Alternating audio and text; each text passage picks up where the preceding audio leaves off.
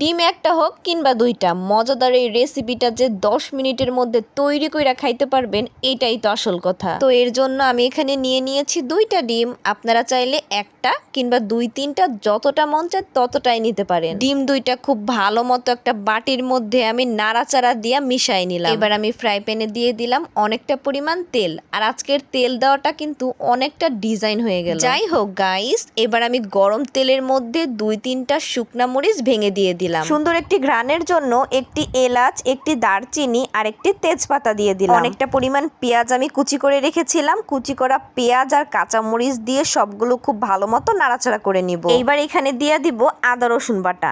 আদা রসুন বাটা দিলে তো ছিটাছিটি করবোই, এর লেগে আদা রসুন বাটা দিয়া চুলার আঁচ কমাইয়া দূরেই জায়গা। তো কিছুক্ষণ পর চলে আসলাম পানি দেওয়ার জন্য। এখন পানিটা দেওয়া হয়ে গিয়েছে আর আদা রসুন বাটা ছিটবে না। এইবার এখানে কিছু গুঁড়া মশলা অ্যাড করব, যেমন হলুদের গুঁড়া, অনেকটা পরিমাণ মরিচের গুঁড়া, মানে অনেক বেশি ঝাল ঝাল করে রান্না করব তাই অনেক বেশি মরিচের গুঁড়া দিলাম। ধনিয়া গুঁড়া দিলাম, ভাজা জিরার গুঁড়া দিলাম আর পরিমাণ মতো লবণ। লবণ ছাড়া তো খাবারের টেস্টই পাওয়া যাবে না। যাই হোক, তেলের উপরে মশলাটা খুব ভালো মতো আমি কষিয়ে নিব। এর জন্য আমি একটি ঢাকনা দিয়ে ঢেকে রাখবো। যাই হোক, একটা কথা আপনাদের বলে রাখি, যাদের কাছে আমার ভিডিওগুলো ভালো লাগে অবশ্যই কিন্তু আমাকে কমেন্ট করে জানাবেন। আর আমার নিত্য নতুন ভিডিও দেখার জন্য অবশ্যই কিন্তু পেজে ফলো দিয়ে রাখবেন। মশলাটা খুব ভালো মতো কষানোর পর মিডিয়াম সাইজের একটা টমেটো আমি কুচি করে দিলাম। আর টমেটোর জন্যই কিন্তু আজকের এই মজাদার রেসিপিটা আরো বেশি মজাদার হয়ে গিয়েছে। আর আজকের এই রেসিপিটাকে যেটাই বলেন না কেন, ডিমের ঝুড়ি ভাজা বা ডিম ভাজা যাই বলেন না কেন, খেতে কিন্তু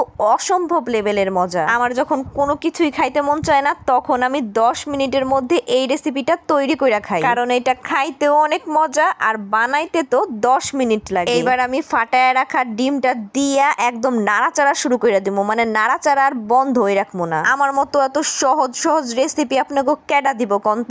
যে রেসিপিগুলো আমার কাছে তৈরি করার পর অনেক বেশি মজা লাগে ওই রেসিপিগুলাই কিন্তু আপনাদের লগে শেয়ার করি। যাই হোক, বক বক পক পক করতে করতে কিন্তু ডিমটা আমি খুব সুন্দর কইরা নাড়াচাড়া কইরা ভাঙ্গা ভাঙ্গা ছোট ছোট কইরা নিছি। এবার ঢাকনা দিয়া দিমু আর কিছুক্ষণ পর পরই ঢাকনা উল্টায় পাল্টায় আমি রান্নাটা কিন্তু কইরা নিমু। অনেকেই আছেন যাদের গরম ভাতের সাথে ঝাল ঝাল কিছু খাইতে মন চায়, কিন্তু অনেকটা সময় লাগবো বা হাতে সময় না থাকার কারণে খাইতেও পারেন না, তাই কিন্তু 10 মিনিটেই এই মজাদার রেসিপি তৈরি কইরা খাইতে পারবেন। নামানোর আগ দিয়ে আমি কিছু ধনিয়া পাতা কুচি কইরা নিছিলাম, ওইগুলাই দিয়া সুন্দর কইরা নাড়াচাড়া কইরা নামাই নিমু। ভাই, এটা এত মজার, মানে আপনারা যদি না বানায় খান তাহলে কেমনে বুঝবেন বলেন তো? আর ডিম তো আমাদের সবার ঘরেই থাকে, তাহলে এই রেসিপিটা আমরা সবাই কিন্তু তৈরি করে খাইতে পারি। তবে টমেটো যদি হাতের কাছে না থাকে, টমেটো ছাড়াও কিন্তু এই মজাদার রেসিপি তৈরি করে খাইতে পারবেন। তাইলে আর দেরি কিসের কন্ত?